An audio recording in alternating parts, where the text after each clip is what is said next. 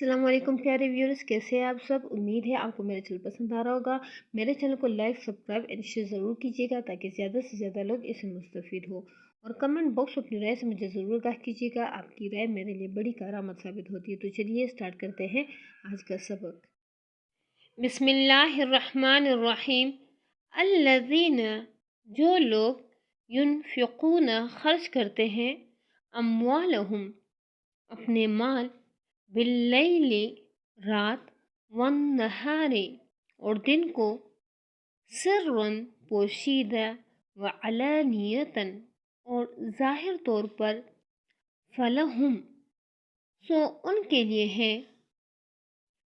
اجرہم ان کا اجر، عند ربہم ان کے رب کے ہاں، ولا خوف اور نہ کوئی خوف ہوگا، علیہم انہیں، ولا ہم اور نہ وہ، یحزنون غمگین ہوں گے۔ الذین،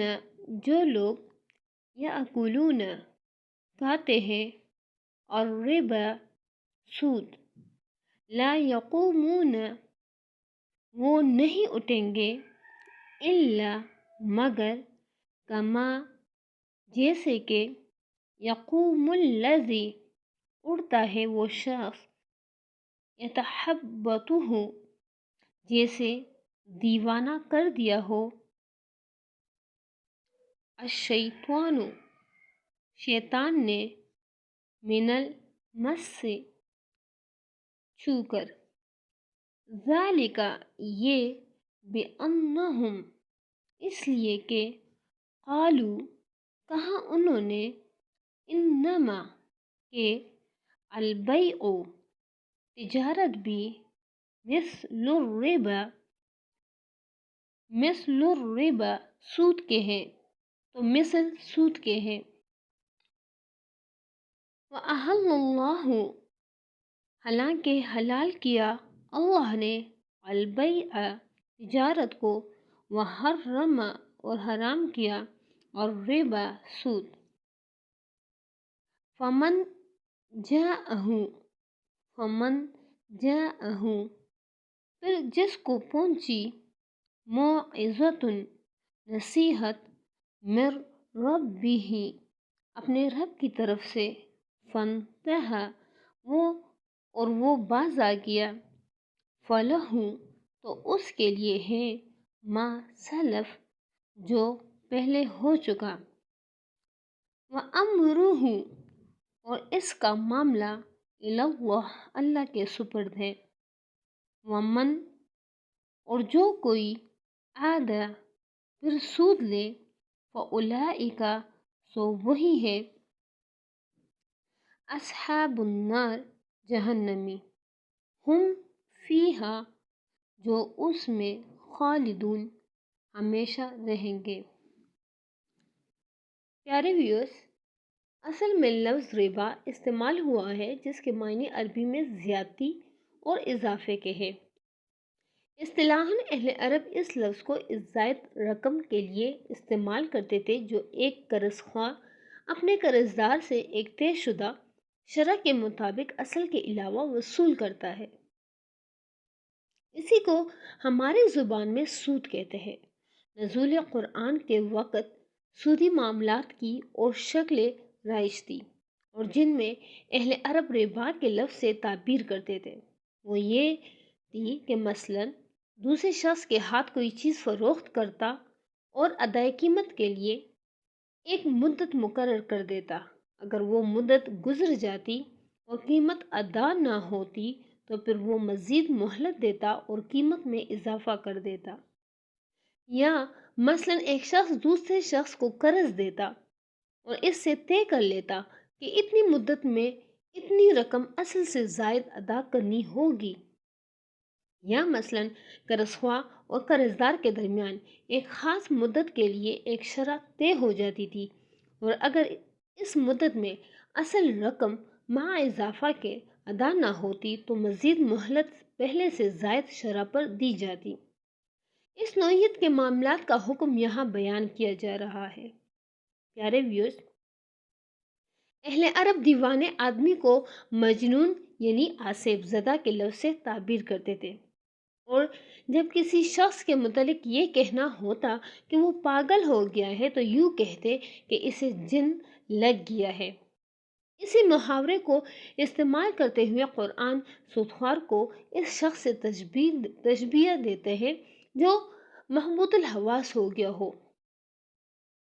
یعنی جس طرح وہ شخص عقل سے خارج ہو کر غیر معتدل حرکات کرنے لگتا ہے، اسی طرح سودخوار بھی روپے کے پیچھے دیوانہ ہو جاتا ہے اور اپنی خود غرضی کے جنون میں کچھ پرواہ نہیں کرتا کہ اس کی سودخواری سے کس طرح انسانی محبت، اخوت اور ہمدردی کی جڑیں کٹ رہی ہیں،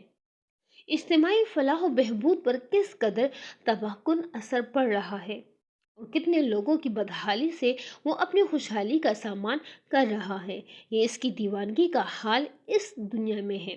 اور چونکہ آخرت میں انسان اسی حالت میں اٹھایا جائے گا جس حالت پر اس نے دنیا میں جان دی ہے، اسی لیے سودخوار آدمی قیامت کے روز ایک باولے محبوط الحواس انسان کی صورت میں اٹھے گا۔ پیارے ویورز،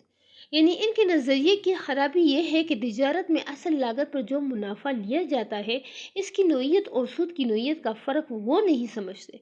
اور دونوں کو ایک ہی قسم کی چیز سمجھ کر یوں استدلال کرتے ہیں کہ جب تجارت میں لگے ہوئے روپے کا منافع جائز ہے تو قرض پر دیے ہوئے روپے کا منافع کیوں ناجائز ہو۔ اسی طرح کے دلائل موجود زمانہ کے سودخوار بھی سود کے حق میں پیش کرتے ہیں۔ وہ کہتے ہیں کہ ایک شخص جس روپے سے خود فائدہ اٹھا سکتا تھا، اسے وہ قرض پر دوسرے شخص کے حوالہ کرتا ہے، اور وہ دوسرا شخص بھی بہرحال اس سے فائدہ اٹھاتا ہے۔ پھر آخر کیا وجہ ہے کہ قرض دینے والے کے روپے سے جو فائدہ اٹھا رہا ہے، اس میں سے ایک حصہ وہ قرض دینے والے کو نہ ادا کرے؟ مگر یہ لوگ اس بات پر غور نہیں کرتے کہ دنیا میں جتنے کاروبار ہیں، خواہ وہ تجارت کے ہو یا صنعت و حرف کے یا زراعت کے، اور خواہ انہیں آدمی صرف اپنی محنت سے کرتا ہو یا اپنے سرمایہ اور محنت ہر دو سے،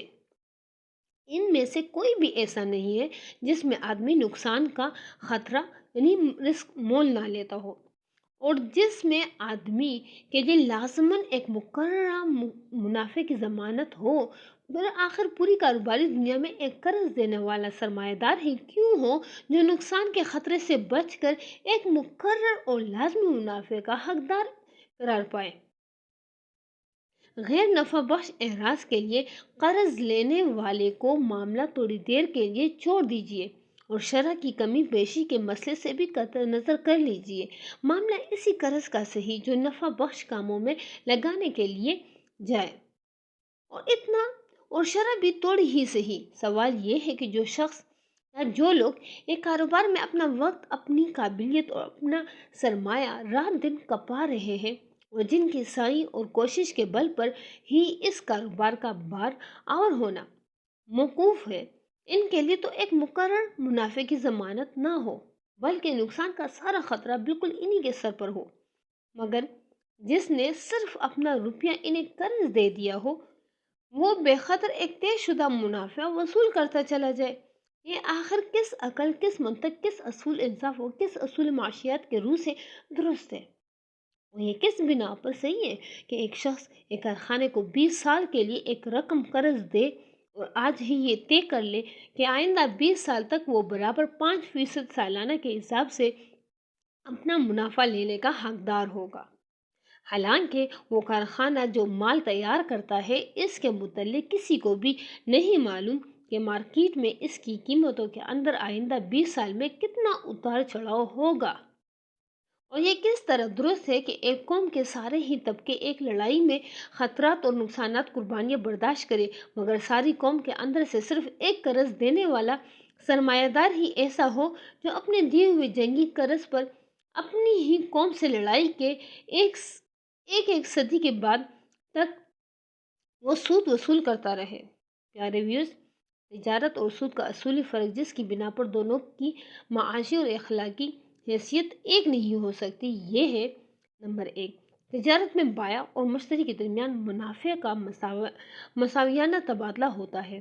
کہ مشتری اس چیز سے نفع اٹھاتا ہے جو اس نے بائع سے خریدی، اور بایا اپنی اس محنت ذہانت وقت کے اجرت لیتا ہے جس کو اس نے مشتری کے لیے وہ چیز مہیا کرنے میں صرف کیا ہو۔ بخلاف اس کے سودی لین دین میں منافع کا تبادلہ برابری کے ساتھ نہیں ہوتا۔ سود لینے والا تو مال کی ایک مقرر مقدار لے لیتا ہے جو اس کے لیے بالیقین نفع بخش ہے، لیکن اس کے مقابلے میں سود دینے والے کو صرف مہلت ملتی ہے جس کا نفع بخش ہونا یقینی نہیں۔ اگر اس نے سرمایہ اپنی ذاتی ضروریات پر خرچ کرنے کے لیے لیا ہے تب تو ظاہر ہے کہ مہلت اس کے لیے قطعی نافع نہیں، اور اگر وہ تجارت یا زراعت یا صنعت و حرفت میں لگانے کے لیے سرمایہ لیتا ہے تب بھی مہلت میں جس طرح اس کے لیے نفع کا امکان ہے اسی طرح نقصان کا بھی امکان ہے۔ بس سود کا معاملہ یا تو ایک فریق کے فائدے اور دوسرے کے نقصان پر ہوتا ہے، یا ایک یقینی اور متعین فائدے اور دوسرے کے غیر یقینی اور غیر متعین فائدے پر۔ تجارت میں بایا مشتری سے خواہ کتنا ہی زائد منافع لے، بہرحال وہ جو کچھ لیتا ہے ایک ہی بار لیتا ہے، لیکن سود کے معاملے میں مال دینے والا اپنے مال پر مسلسل منافع وصول کرتا رہتا ہے اور وقت کی رفتار کے ساتھ ساتھ اس کا منافع بڑھتا چلا جاتا ہے۔ مدیون نے اس کے مال سے خواہ کتنا ہی فائدہ حاصل کر لیا ہو، بہرحال اس کا فائدہ ایک خاص حد تک ہی ہوگا، مگر دائن اس فائدے کے بدلے میں جو نفع اٹھاتا ہے اس کے لیے کوئی حد نہیں۔ ہو سکتا ہے وہ مدیون کی پوری کمائی، اس کے تمام وسائل معیشت، حتیٰ کہ اس کے تن کے کپڑے اور گھر کے برتن تک ہضم کر لے، اور پھر بھی اس کا مطالبہ باقی رہ جائے۔ نمبر 3، تجارت میں شے اور اس کی قیمت کا تبادلہ ہونے کے ساتھ ہی معاملہ ختم ہو جاتا ہے۔ اس کے بعد مشتری کو کوئی چیز بایا کو واپس دینی نہیں ہوتی۔ مکان یا زمین یا سامان کے کرائے میں اصل شے جس کے استعمال کا معاوضہ دیا جاتا ہے صرف نہیں ہوتی، بلکہ برقرار رہتی ہے اور بجنسا مالک جائیداد کو واپس دے دی جاتی ہے۔ لیکن سود کے معاملے میں قرض دار سرمایہ کو صرف کر چکتا ہے اور پھر اس کو وہ صرف شدہ مال دوبارہ پیدا کر کے اضافے کے ساتھ واپس دینا ہوتا ہے۔ نمبر 4، تجارت اور صنعت و حرفت اور زراعت میں انسان محنت ذہانت اور وقت صرف کر کے اس کا فائدہ لیتا ہے، مگر سودی کاروبار میں وہ محض اپنا ضرورت سے زائد مال دے کر بلا کسی محنت و مشقت کے دوسروں کی کمائی میں شریک غالب بن جاتا ہے۔ اس کی حیثیت اصلاحی شریک کی نہیں ہوتی جو نفع و نقصان دونوں میں شریک ہوتا ہے، اور نفع میں جس کی شرکت نفع کے تناسب سے ہوتی ہے، بلکہ وہ ایسا شریک ہوتا ہے جو بلحاظ نفع و نقصان اور بلحاظ تناسب نفع اپنے طے شدہ منافع کا دعوے دار ہوتا ہے۔ ان وجہ سے تجارت کی معاشی حیثیت اور سود کی معاشی حیثیت میں اتنا عظیم الشان فرق ہو جاتا ہے کہ تجارت انسانی تمدن کی تعمیر کرنے والی قوت بن جاتی ہے، اس کے برعکس سود اس کی تحریف کرنے کا موجب بنتا ہے۔ پھر اخلاقی حیثیت سے یہ سودی کی عین فطرت ہے کہ وہ افراد میں بخل، خود غرضی، شقاوت، بے رحمی اور زر پرستی کے صفات پیدا کرتا ہے اور ہمدردی و امداد باہمی کی روح کو فنا کر دیتا ہے۔ اسی بنا پر سود معاشی اور اخلاقی دونوں حیثیتوں سے انسانی کے لیے تباہ کن ہے۔ پیارے ویورز، یہ نہیں فرمایا کہ جو کچھ اس نے کھا لیا ہے اسے اللہ معاف کر دے گا، بلکہ ارشاد یہ ہو رہا ہے کہ اس کا معاملہ اللہ کے حوالے ہے۔ اس فکرے سے معلوم ہوتا ہے کہ جو کھا چکا سو کھا چکا، کہنے کا مطلب یہ نہیں ہے کہ جو کھا چکا اسے معاف کر دیا گیا، بلکہ اسے محض قانونی رعایت مراد ہے، یعنی جو سود پہلے کھایا جا چکا ہے اسے واپس دینے کا قانوناً مطالبہ نہیں کیا جائے گا، کیونکہ اگر اس کا مطالبہ کیا جائے تو مقدمات کا ایک لامتناہی سلسلہ شروع ہو جائے گا جو کہیں جا کر ختم نہ ہوگا، مگر اخلاقی حیثیت سے اس مال کی نجاست بدستور باقی رہے گی جو کسی نے سودی کاروبار سے سمیٹا ہو۔ اگر وہ حقیقت میں خدا سے ڈرنے والا ہوگا اور اس کا معاشی و اخلاقی نقطہ نظر واقعی اسلام قبول کرنے سے تبدیل ہو چکا ہوگا تو وہ خود اپنی اس دولت کو جو حرام ذرائع سے آئی تھی اپنی ذات پر خرچ کرنے سے پرہیز کرے گا اور کوشش کرے گا کہ جہاں تک ان حقداروں کا پتہ چلایا جا سکتا ہے جن کا مال اس کے پاس ہے، اس حد تک ان کا مال ان کو واپس کر دیا جائے گا۔ یہی عمل اسے خدا کی سزا سے بچا سکے گا۔ رہا وہ شخص جو پہلے کمائے ہوئے مال سے بدستور لطف اٹھاتا رہے، تو بعید نہیں کہ وہ اپنی اس حرام خوری کی سزا پا کر رہے گا۔ تو انشاءاللہ پھر ملیں گے نئے سبق کے ساتھ، اپنی دعاؤں میں یاد رکھیے گا۔ اس وقت تک کے لیے اللہ حافظ۔